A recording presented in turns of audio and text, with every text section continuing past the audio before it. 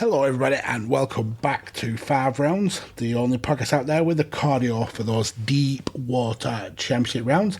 I am Mags, and I'm continuing my kind of mini series at a look back at some of the best things that have happened in UFC in 2021 as we barrel towards this weekend's coming up event, headlined by Calvin Kattar and Giga Chikadze. This time I wanted to look at some of the other outliers. I mean, I know I've covered the best fighters, in my opinion, and some of the best events of the year. Now I just want to cover some other kind of like little standout moments and topics over the year. So first of all, I want to give a few fights that I think you guys should go and look at. First of all, let's go back to UFC 265, Rafael Fiziev versus Bobby Green, an outstanding war. Each of these landed well over 100 significant strikes, buried deep in the prelims of this show, but certainly one that deserves more eyes, certainly one that deserves you to kind of go out your way to look for Fiziev picking up the victory. But it certainly wasn't any kind of disparagement on Bobby Green. He certainly came and gave his absolute all. So definitely go and try and check that one out.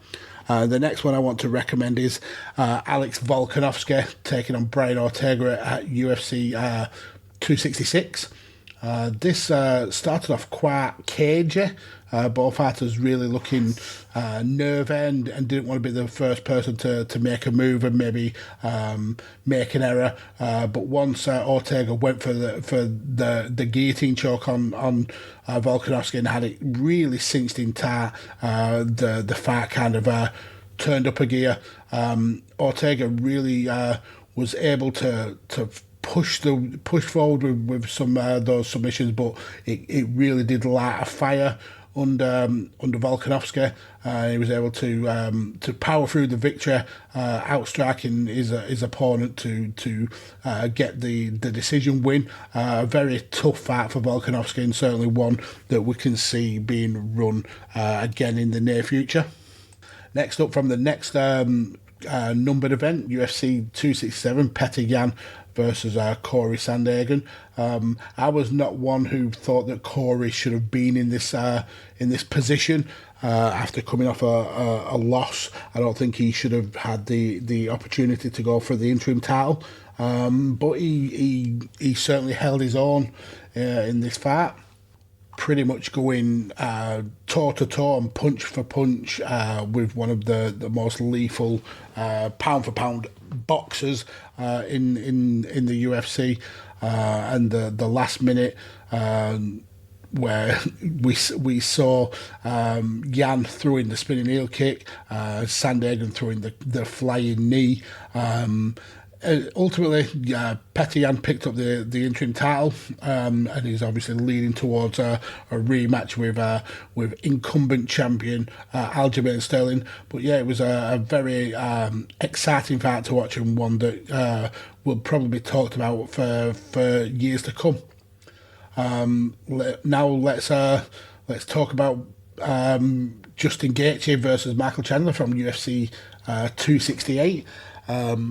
And this was a dream fight for people who love MMA.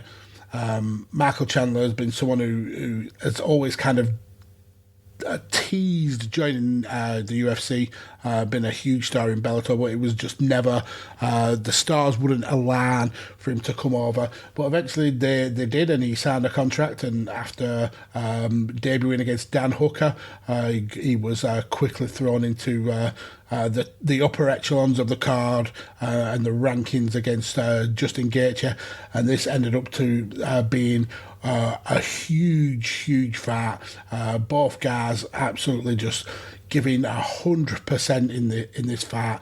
Every shot felt like it hurt. Gaethje was wobbled. Chandler was wobbled. 15 minutes of brutal action from both guys. Justin Gateshead picking up the decision, and Chandler really coming out looking the worse for wear. But what an amazing battle that was! So definitely one of the best matches of the year. So now let's look at some of the best finishers, and let's look at the best knockouts. Firstly, it's hard to not mention Jorge Masvidal and Kamaru Usman from UFC 261. This was in a period of Usman's reign as champion, where he wasn't getting finishes. He was getting a lot of decisions, and Masvidal was really kind of pushing the fact that he couldn't finish. But eventually he did finish, and he finished with a brilliant 1-2 combo that put Jorge Masvidal clean out, silenced a lot of the Masvidal's critics with that, and really kind of set the killer Masvidal off rolling. It was a brutal finish. Next up, let's talk Corey Sandergan again. And at UFC Vegas 18, he faced Frankie Edgar, and that fight would only last 30 seconds or so when we see a beautiful flying knee knockout by Corey. Absolutely perfectly timed, perfectly executed. Edgar stepped in, Sandergan just leapt and landed the knee, and even got the walk-off, which was just glorious. Next, one that we mentioned last week, Chris Barnett taking on Gian Villante at UFC 268. And Chris Barnett is a big fella, big beefy guy, and able to throw a spinning heel kick, landed perfectly, and was just cleaned out Gian Villante, and then to celebrate, did a front flip. Absolutely superb. Next, let's go back a bit to Dominic Reyes taking on Jiri Prochazka. Dominic Reyes trying to force his way back into the title picture, and Prochazka trying to use Dominic as a stepping stone, and that he did. Dominic Reyes really kind of dropping down the rankings. Prochazka cleanly knocked him out with a spinning elbow, just absolutely devastating, floored Reyes in the second round, picked up the victory, and looking to push for a title shot in the near future. So maybe we'll see Prochazka taking on Glover Teixeira in the upcoming months. Who's to say? Next, let's go forward a little bit to UFC Vegas 34. Baja Mendez taking on Roosevelt Roberts, and again this was a finish that was buried in the deep dark prelims. But Baja Mendez again with a beautiful spinning heel kick cleaned out Roosevelt Roberts. And the setup to this was absolutely glorious. He tagged Roberts with a spinning back kick several times throughout the fight to kind of lure in Roosevelt Roberts. And when he threw it to the head, Roberts was trying to defend the body, lands him clean on the chin, and puts him out and fast asleep. So that's a great finish. One you should definitely go and try and check out if you have the time. So that was at UFC Vegas 34. So now let's talk some upsets. Some of the things that are those like kind of oh my god moments. Been quite a few this year. First one I want to talk about is Anthony Hernandez versus Rodolfo Vieira from UFC 258. Everybody had Vieira to come into the UFC and really kind of make a statement. Multi-time Brazilian Jiu-Jitsu world champion. Everyone thought that Anthony Hernandez was being fed to him, but yet we see the cardio of Vieira really kind of let him down. And by the time we get to the second round, he's absolutely gassed.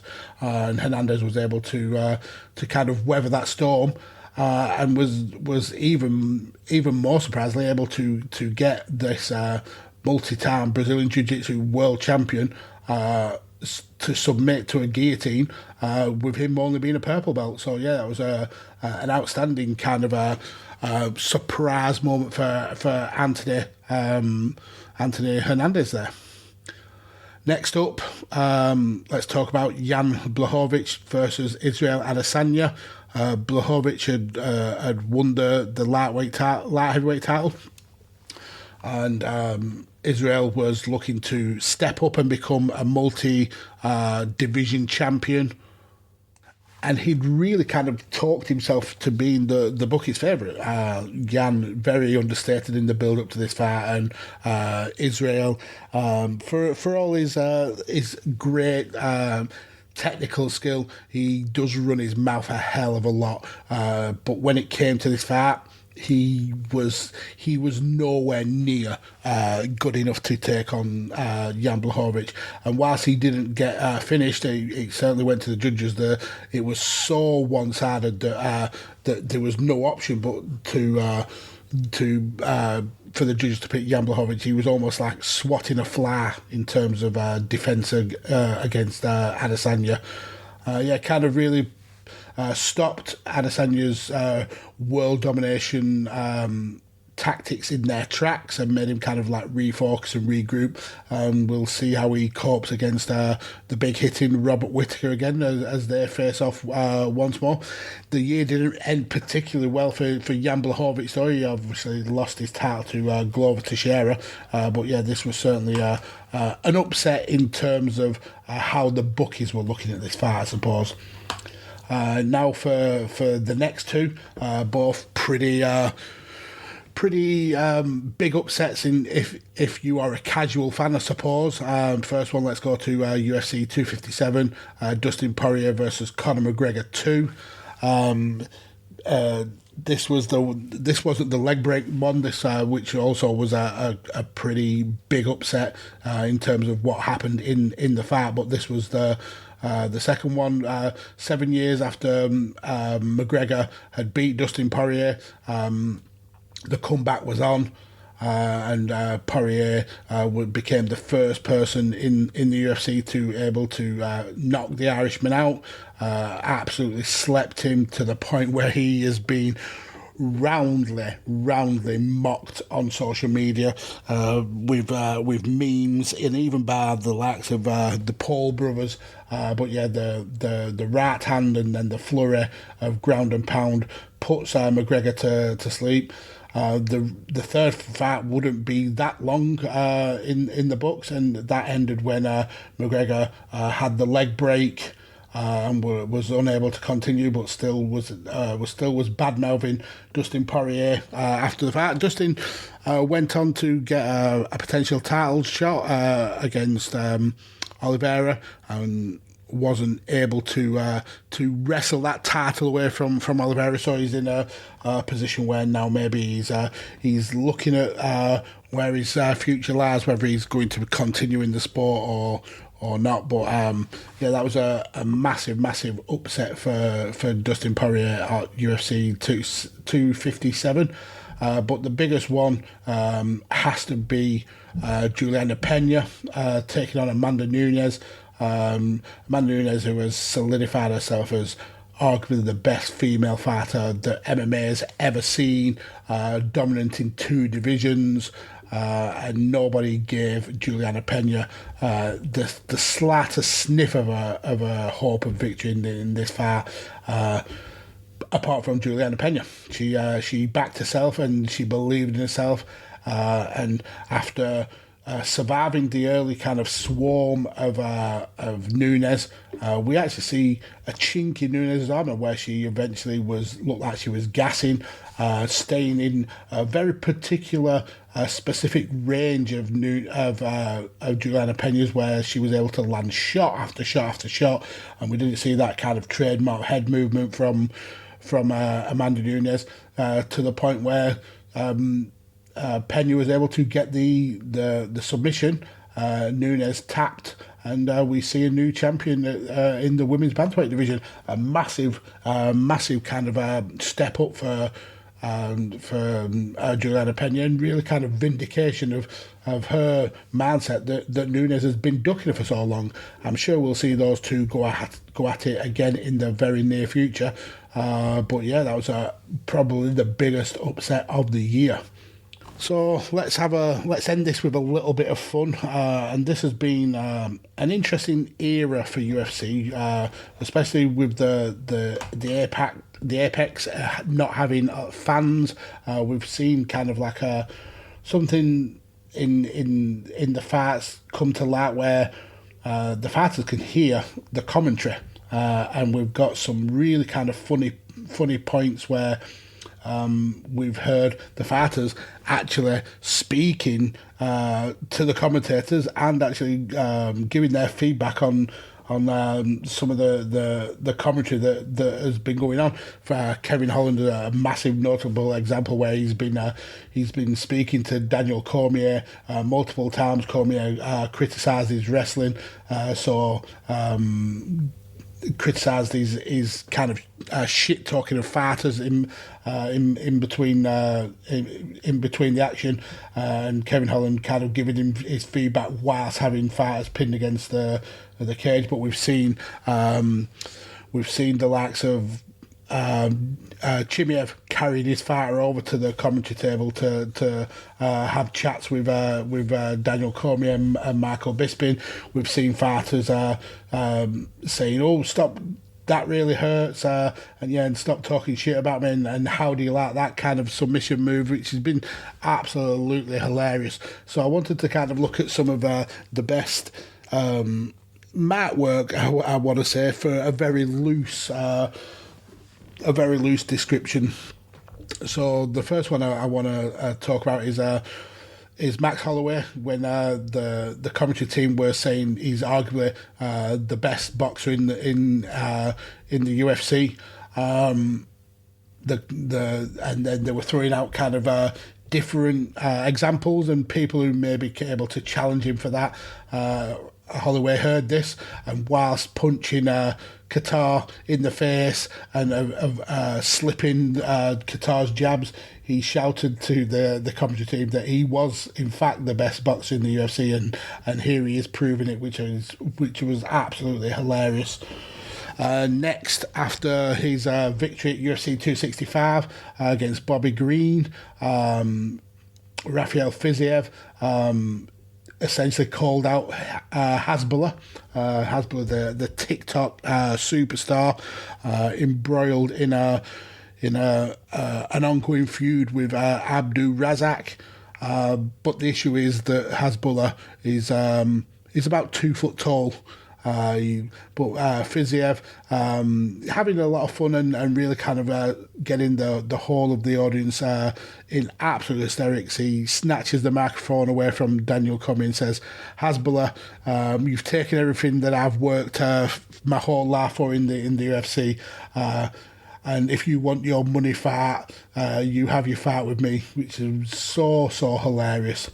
And the last one I want to kind of mention, and this is a very local one to myself and to Carlos. It's the debut of Paddy the Baddy Pimlet, someone who we know has been UFC ready for quite a long time, but he didn't feel he was ready in himself.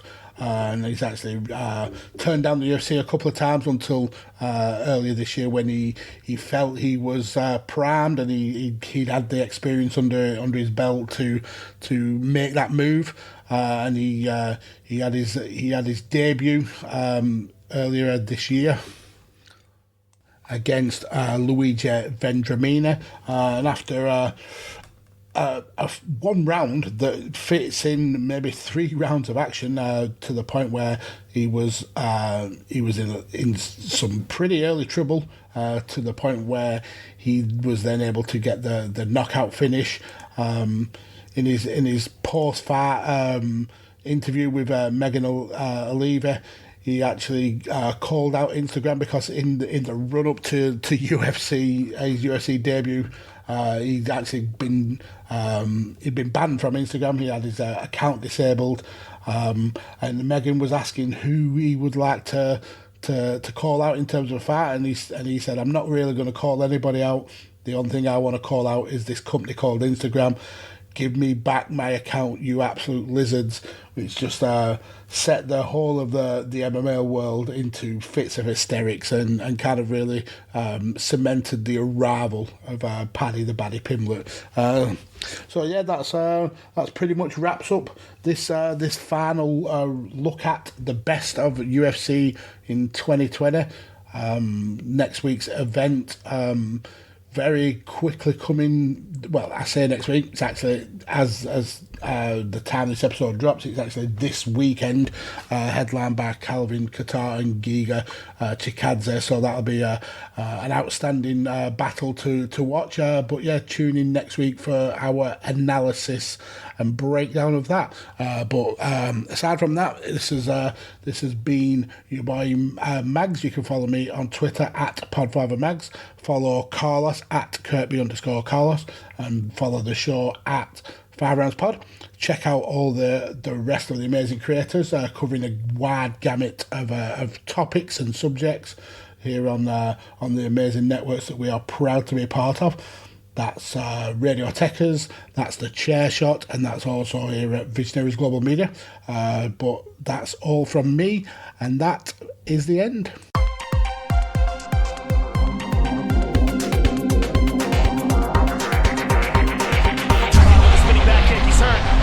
He hurt him big time. He's trying to finish. Hit it!